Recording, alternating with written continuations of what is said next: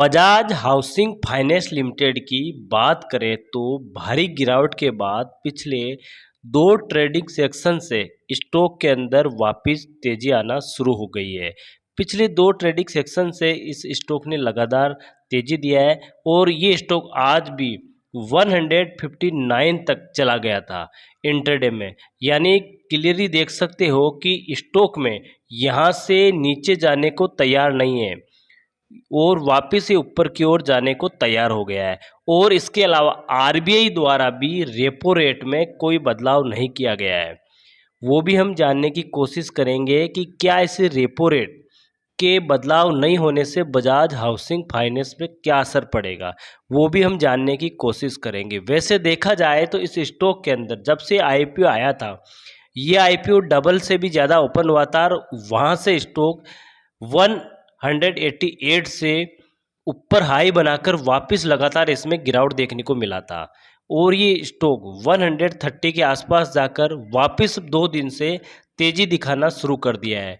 तो क्या इस स्टॉक के अंदर अभी निवेश करना ठीक रहेगा या नहीं, ये सारी बातें वीडियो के माध्यम से हम जानने की कोशिश करेंगे।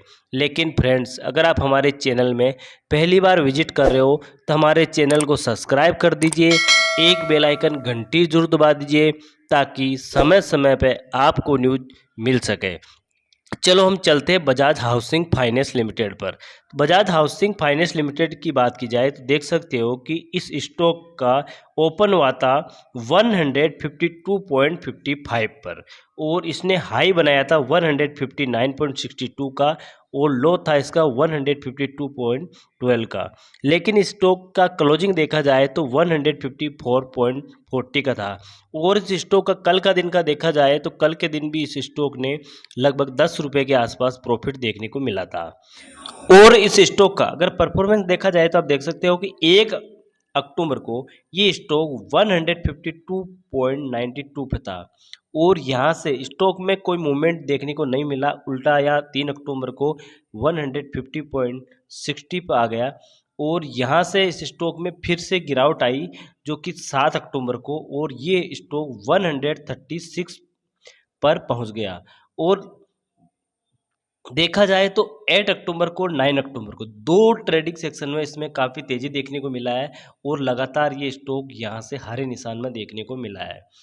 और देख सकते हो कि इस स्टॉक का अगर हम बात कर लें डे की तो आज का इसका देख ही सकते हो 152.12 का लो है और हाई इसका 159.62 का है। और 52 वीक की हाई की बात की जाए तो यहाँ पर 52 वीक का हाई है 188.50 का और लो है जो इसका है 130.35 का। तो यहाँ जब से आईपीओ आया तो यहाँ 188.5 पर जाकर स्टॉक में लगातार गिरावट देखने को मिला और ये ऑल टाइम हाई इसका 130.35 का बन चुका था।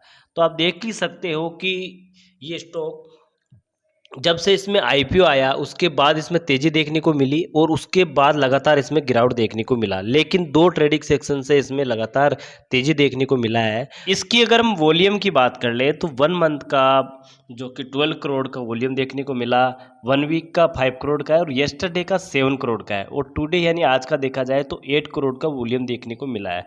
यानी वॉल्यूम लगातार बढ़ रहा है तो इसका मतलब ये है कि अभी भी बड़े जो कि फंड हाउस इन्वेस्टर है उनका रुझान इसके तरफ है। इसके अलावा आरबीआई की तरफ से एक न्यूज़ निकल के आ रही है कि आरबीआई रेपो रेट ने जो नहीं कम होगी होम लोन की ईएमआई, यानी आरबीआई ने लगातार 10वीं बार कोई बदलाव नहीं किया है। जो आरबीआई ने रेपो रेट जो कि भारतीय रिजर्व बैंक की मॉनेटरी पॉलिसी कमेटी यानी एमपीसी ने अक्टूबर की बैठक के दौरान रेपो रेट में कोई कटौती का फैसला नहीं किया है। यानी ब्याज दर 6.50 यानी 6.50 फीसदी पर ही यथावत बनी रहेगी। इसका मतलब है कि होम लोन की दरों में कोई बदलाव नहीं होगा। तो काफ़ी लोगों का ये उम्मीद थी कि होम लोन में कमी होगी, तो क्या है कि काफ़ी लोगों का रुझान आता होम लोन की तरफ और इससे क्या है कि इनका बिजनेस बढ़ता और पब्लिक को भी ये फ़ायदा होता कि लोन सस्ता होता और लोगों को जो एक सपना होता है घर खरीदने का वो पूरा होता। तो क्या हुआ कि आरबीआई की तरफ से कोई बदलाव नहीं किया गया है और आरबीआई ने जो कि अपनी जो अपना रुख बदल दिया है, जो कि न्यूट्रल कर दिया है। तो आरबीआई ने अमेरिका के केंद्रीय बैंक की राह पर नहीं चलने का फैसला किया है, जिसने कि हाल ही में ब्याज दर में जो कि अमेरिका ने क्या किया कि 0.5% की कटौती की थी, लेकिन हमारी आरबीआई ने इसके फैसले पर नहीं चलना शुरू किया है और हमारे कोई भी बदलाव नहीं किया है। इसके अलावा देख सकते हो कि यहाँ पर आरबीआई रेपो रेट जो कि रिकॉर्ड ऊंचाई पर विदेशी मुद्रा भंडार, तो यहाँ पर ये हुआ है कि जो विदेशी मुद्रा भंडार है वो रिकॉर्ड ऊंचाई पर है। तो इससे बिल्कुल पता चलता है कि जो एफआई का रुझान है और एफआई का काफ़ी इन्वेस्टमेंट है, क्योंकि अगर मुद्रा भंडार कम होता तो यानी लगता कि एफआई का यहाँ से निवेश कम हो रहा है, लेकिन इससे बिल्कुल क्लियरली पता चल रहा है कि निवेश बढ़ रहा है। तो आरबीआई ने गवर्नर ने कहा है कि देश में विदेशी जो कि मुद्रा भंडार रिकॉर्ड ऊंचाई पर पहुंच गया है। विदेशी मुद्रा भंडार यानी 70,000 करोड़ रुपए के पार चला गया है और जुलाई अगस्त में एफडीआई का फ्लो बेहतर हुआ है। ये एक मार्केट के लिए बहुत ही बड़ी गुड न्यूज़ है, क्योंकि इससे बिल्कुल ये लगता है कि इंडिया की मार्केट की तरफ रुझान है और मार्केट और भी ऊंचाई छू सकता है। और इसके अलावा देख सकते हो कि आरबीआई रेपो रेट जो कि आरबीआई गवर्नर ने कहा है कि जो कि फ्लोटिंग रेट लोन के प्री पेमेंट नहीं होना चाहिए चार्ज। उन्होंने बताया कि जो कि गवर्नर शक्तिकांत दास जी है, उन्होंने कहा है कि फ्लोटिंग रेट के लोन पर जो प्री पेमेंट चार्ज नहीं होना चाहिए। जो एनबीएफसी के फ्लोटिंग लोन होता है उनमें कोई भी प्रकार का चार्ज नहीं होना चाहिए। इसके अलावा देख सकते हो कि जो आरबीआई की ब्याज दरों की ऊंचाई रहने की आर्थिक ग्रोथ को नुकसान, मतलब ये बताया कि मॉनेटरी पॉलिसी कमेटी की पिछली 2 बैठक में बाहरी सदस्यों, एक तो असीमा गोयल और जयंत वर्मा ने ब्याज दरों की कटौती के पक्ष में मतदान किया था। उनका कहना यह है कि आरबीआई की दरों को ऊंचे स्तर पर बनाए रखने पर जोर देने से विकास को नुकसान पहुंचा रहा है। तो देख ही सकते हो कि ये दोनों इस पक्ष में थे कि ब्याज दर की कटौती होनी चाहिए, लेकिन कटौती नहीं हो पाई। अब इस स्टॉक की एक चीज़ देखी जाए तो थोड़ा सा लटकती तलवार जैसा लग रहा है कि बजाज हाउसिंग फाइनेंस का जो लॉकिंग पीरियड है वो पूरा होने जा रहा है।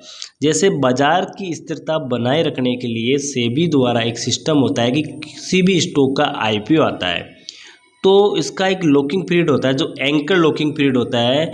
तो उसमें क्या होता है कि 30 डेज का होता है, जो अपने टोटल शेयरों के 50% 30 दिन के बाद वो सेल कर सकते हैं, प्रॉफिट बुकिंग कर सकते हैं, और बाकी बचे हुए को 90 दिन के बाद बेच सकते हैं। तो जो 30 दिन का लॉकिंग पीरियड है 50% का, वो 14 अक्टूबर 2024 को ख़त्म होने जा रहा है, यानी खुल रहा है।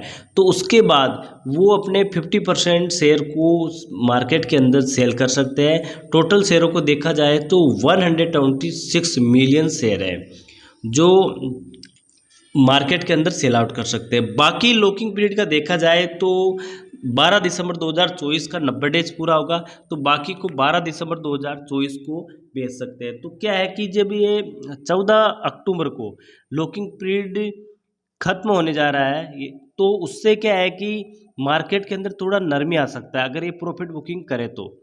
और इसके अलावा देख सकते हो कि यहाँ पर अगर इसका देखा जाए तो ईपीएस की बात की जाए, अर्निंग पर रेशियो की, तो यहाँ पर देख सकते हो कि अर्निंग पर शेयर 2.10 का है, और पी की बात की जाए, प्राइस रेशियो की अर्निंग की बात की जाए तो 72.82 है, जो बाकी स्टॉक की तुलना में थोड़ा ज़्यादा है। बुक वैल्यू इसका 21.95 का है, और आरओई की बात की जाए तो 15.2% का है।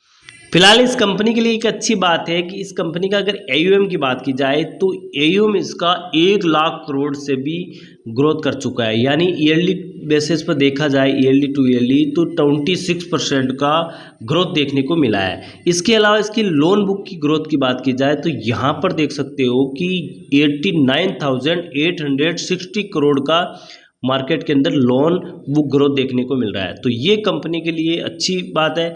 और इसका अगर हम बात कर ले टेक्निकल एनालिसिस का, बजाज हाउसिंग फाइनेंस का, तो यहाँ पर देख सकते हो कि इसका सपोर्ट की बात की जाए तो सपोर्ट लेवल इसका 147 का है, यानी 147 से ये स्टॉक नीचे आता है तो इसमें थोड़ा गिरावट देखने को मिल सकता है। और रजिस्ट्रेशन की बात की जाए तो 165 का है, यानी 165 से स्टॉक ऊपर जाता है तो आने वाले समय के अंदर काफ़ी तेज़ी दिखा सकता है।